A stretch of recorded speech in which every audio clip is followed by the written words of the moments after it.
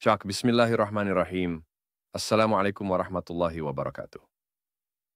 Pada kesempatan kali ini, insya Allah kita akan membahas tentang Islam mengenai kaidah usyul fikih, yaitu bagaimana perbedaan antara urusan ibadah atau akidah, yang menuntut kita menunggu perintah, dan contoh terlebih dahulu dengan urusan muamalah atau dunia, di mana kita diperintahkan mencari larangan, bukan sebaliknya. Mari kita simak bersama. Semoga Allah memberikan kita taufik dan pemahaman yang benar dalam beragama. Oleh Dr. Arifin Siregar. Pembahasan. Kita katakan mengenai ibadah atau akidah. Yang dicari adalah tunggu perintah. Bagaimana petunjuknya, kaifiatnya, atau sunnahnya.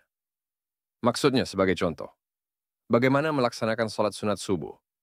Maka, contoh dan perintah adalah dilakukan sebelum sholat fardu subuh. Nah, tetapi mengenai sholat sunat zuhur, kita lakukan sesudah sholat zuhur atau sebelum sholat zuhur. Maka, bila ditanya mengapa sholat sunat subuh harus sebelum sholat fardu subuh, maka jawabnya adalah, begitulah perintah dan contoh dari Nabi Shallallahu Alaihi Wasallam. Atau misalnya sholat Jumat, di mana khotbahnya dilakukan pada sebelum sholat Jumat. Tetapi, pada sholat Idul Fitri atau Idul Adha, dilakukan duluan sholat sunatnya, baru belakangan khatib membaca khotbahnya. Bila ditanya mengapa demikian, maka jawabnya, begitu petunjuk, kaifiat, atau sunnah dari Nabi Shallallahu Alaihi Wasallam. Kemudian, contoh lain, bila imam sholat salah membaca ayat, maka makmum laki-laki menegurnya dengan membaca subhanallah, tetapi makmum wanita menegurnya dengan bertepuk tangan. Bila ditanya mengapa demikian, maka jawabnya, begitu petunjuk sunnah atau kaifiat dari Nabi Shallallahu Alaihi Wasallam yang harus ditaati. Kemudian misalnya bila berwudu memakai sepatu, maka yang disapu adalah punggung sepatu, bukan telapak sepatu. Bila ditanya, mengapa demikian? Di mana yang kotor adalah telapak sepatu. Mengapa bukan telapak sepatu yang disapu? Maka jawabnya, begitu petunjuk, sunnah, atau kaifiat yang diberikan oleh Nabi Shallallahu Alaihi Wasallam. Maka itulah yang kita sebut mengenai urusan ibadah atau akidah. Untuk mengerjakannya, kita tunggu. Bagaimana perintah dan contoh yang diberikan oleh Nabi Shallallahu Alaihi Wasallam atau sunnah Nabi Shallallahu Alaihi Wasallam mengenai tata caranya, kaifiatnya, yaitu tunggu perintah dan contoh. Komentar. Mungkin Anda bertanya, mengapa demikian? Jawabnya, karena ibadah dan akidah adalah datangnya merupakan dari suatu wahyu yang diwahyukan sebagai sunnah atau petunjuk dari Nabi Shallallahu Alaihi Wasallam. Kemudian, mengenai secentang masalah dunia atau muamalah yang boleh dikerjakan, maka cari larangan. Mungkin Anda bertanya, kenapa? Jawabnya, karena mengenai masalah muamalah atau masalah dunia itu adalah hasil daripada ijtihad atau hasil dari rasio, logika. Bukan dari hasil wahyu yang diwahyukan dari Allah Subhanahu wa Ta'ala kepada Rasulnya Muhammad Shallallahu Alaihi Wasallam. Maka, yang kita cari dalam masalah dunia atau muamalah adalah larangannya. Misalnya, kenapa dilarang minum arak? Maka, untuk menjawabnya, cari larangan. Di sini ditanya kenapa, bukan mengapa. Jawabnya, karena larangan itu adalah hasil dari ijtihad atau rasio para mujtahid atau ulama. Misalnya, minum arak dilarang karena memabukkan. Filosofinya, mengenai masalah muamalah atau dunia, maka semua dikerjakan, semua diperbuat, semua dimakan, kecuali tidak boleh bila ada larangan. Jadi, yang harus kita cari adalah larangannya. Jadi, semua hewan boleh dimakan, kecuali yang dilarang, misalnya makan harimau, makan biawak, dan sebagainya. Kenapa? Karena mereka termasuk golongan binatang buas.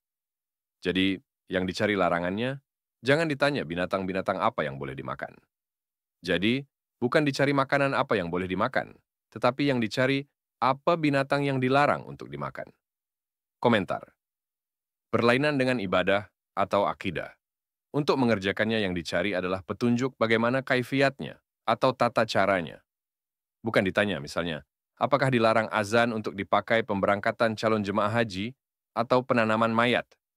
Maka, cari petunjuk. Azan hanya boleh digunakan untuk tanda masuk sholat wajib. Atau, misalnya seperti disebut di atas, untuk sholat Idul Fitri, bukan dicari apakah dilarang khotbahnya, dilakukan sebelum sholat sunatnya. Tetapi, yang dicari adalah petunjuknya. Khotbah dilakukan sesudah sholat sunat Idul Fitri atau Idul Adha. Komentar.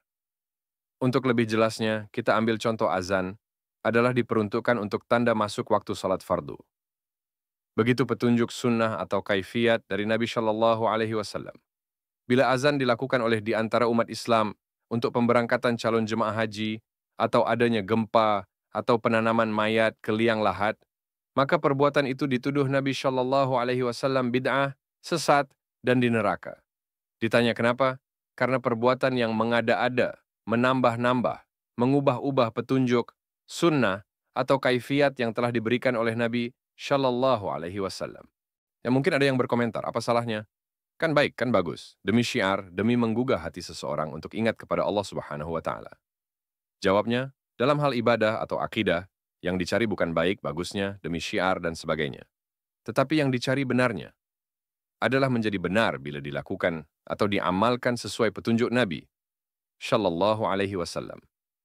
Mengubah-ubah, memvariasikan, misalnya azan untuk pemberangkatan calon jemaah haji, itulah yang dituduhkan, yang disebut oleh Nabi Shallallahu Alaihi Wasallam dalam hadis riwayat Muslim. Sebenar-benarnya perkataan adalah Kitabullah, Al-Quran, dan semulia-mulianya petunjuk adalah petunjuk Muhammad Shallallahu Alaihi Wasallam. Dan seburuk-buruknya perbuatan adalah yang mengada-ada, mengubah-ubah dalam hal agama, ibadah, dan akidah. Dan setiap yang mengada-ada adalah bid'ah. Dan setiap bid'ah adalah sesat. Dan setiap yang sesat tempatnya di neraka. Komentar. Jadi, tegas dan jelas, Nabi Shallallahu Alaihi Wasallam memberi ancaman setiap yang mengotak-atik, mengubah-ubah kaifiat, petunjuk, atau tata cara yang ditambah-tambah menurut ijtihad ulama, misalnya. Maka, hal itulah yang dituduh Nabi Shallallahu Alaihi Wasallam menjadi bid'ah, sesat, dan di neraka. Komentar. Sebagai rujukan, ada hadis Nabi Shallallahu Alaihi Wasallam, yaitu hadis riwayat Ahmad, yang menyatakan, mengenai masalah dunia kamu, muamalah, kamu lebih tahu. Mengenai urusan agama, ibadah, akidah, ikut aku. Ya, dari sinilah diambil kesimpulan menjadi hukum yang dibentuk oleh kaidah usyul fikih, yaitu mengenai urusan ibadah atau akidah, tunggu perintah, baru boleh dikerjakan. Tetapi, mengenai masalah dunia atau muamalah, kita cari larangan untuk mana yang boleh atau tidak boleh dikerjakan.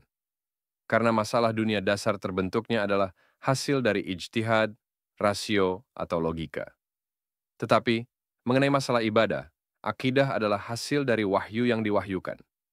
Maka, tunggu perintah untuk mengerjakannya. Demikianlah penjelasan yang dapat saya sampaikan mengenai kaidah usyul fikih dalam membedakan antara perkara ibadah dan muamalah. Semoga pembahasan ini bermanfaat dan menjadi tambahan ilmu yang menguatkan akidah, serta meningkatkan kehati-hatian kita dalam beramal. Wassalamualaikum warahmatullahi wabarakatuh. Jangan lupa untuk like, komen, dan subscribe channel ini, serta nyalakan lonceng notifikasi agar tidak ketinggalan video kajian-kajian berikutnya. Dan silakan share video ini agar lebih banyak saudara-saudari kita yang mendapatkan manfaatnya.